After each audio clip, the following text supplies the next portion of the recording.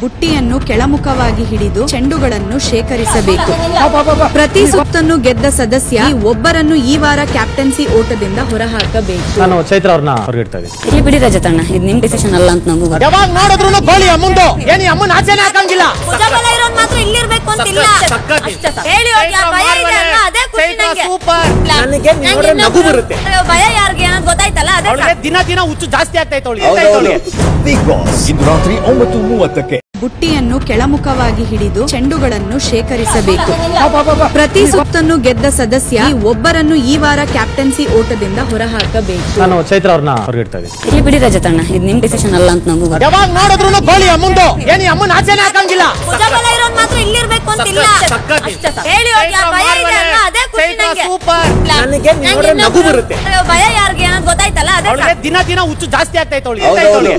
Big boss ಇಂದು ರಾತ್ರಿ 9:30ಕ್ಕೆ.